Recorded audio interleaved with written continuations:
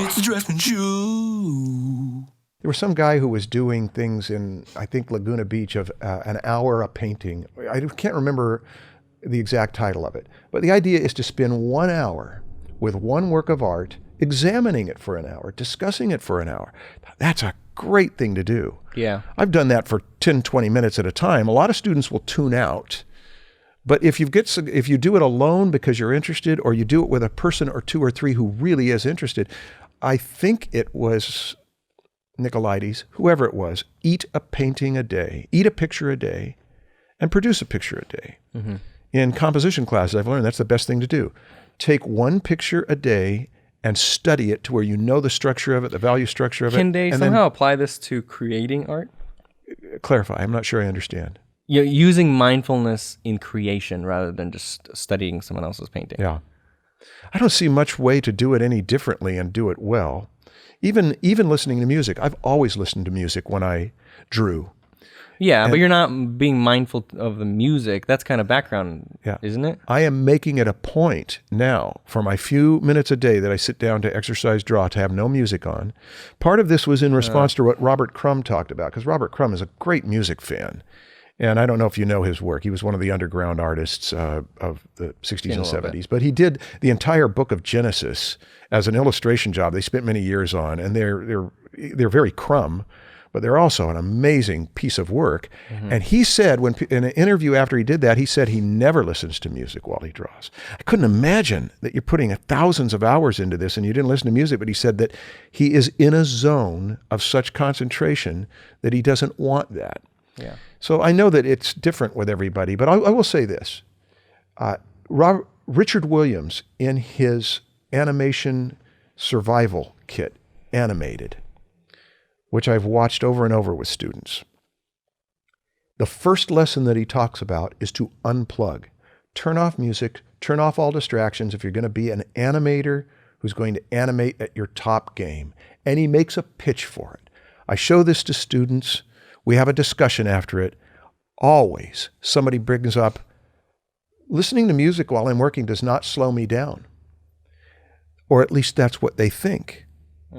How can you know until you've actually unplugged? Interesting. How can you know until you've tried it? And so my response is, I'm not against multitasking. I'm not against listening to things while you work. Depends on the kind of work you're doing. You don't want to do it when you're writing. Yeah. But how can you know until you've done it? And with a lot of students, it's like the one you mentioned. I think that it's just justification. Yeah. I enjoy listening to music while I work, and I do. You know what I think they should all try and experiment with? Yeah. See if you're more productive while listening to our podcast. I knew you'd find a way to bring it back around to us. Yeah. I think that hearing our voice will have some kind of effect on their productivity cells in their brain. Sure, you got a magic will multi-generational just thing spill going out. on. But I want to bring it back to, how do you stay focused? Is there a way that you like to organize your environment? Can I take 2 minutes? Yeah. Or one. When I was in junior high and high school, I sucked at homework. I was terrible. I was not a good student. I couldn't concentrate. And yet I knew everything about the Marx Brothers films. I knew all sorts of entertainment history because I was interested in it. When I got into college, my whole energy shifted. This is a subject I'm interested in. I found myself able to concentrate because I just cared about the subject. Okay. And so Is that related to the environment you were in? It wasn't the environment yet. Okay. But it was just out of just the energy of enthusiasm. I love this subject. Now, I had a studio. I built a studio, upstairs. My dad helped me with it. And when I was well into my career, in my 30s, I rented an extra apartment. My dad spent a couple weeks with me designing this apartment to enhance my creativity. And I had 2 years in there. And they were 2 of the most productive years of my life. Why? What because was about, the what about entire apartment was only for my creativity. I had whiteboards on the walls. I figured out the desk of this is for this, the desk of this is for this. I'll put this kind of energy over here. It was all around. This environment is designed to bring out your best creativity. That gets me so excited about this studio. Yeah.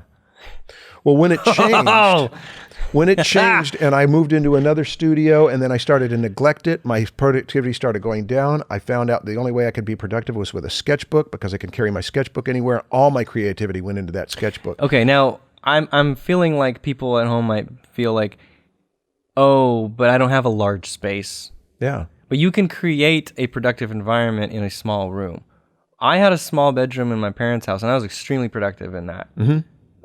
You started Proko in there. I started Proko. I built that in a closet. I remember it.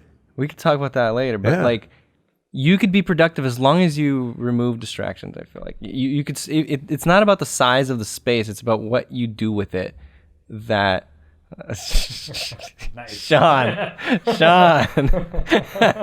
get out of that gutter.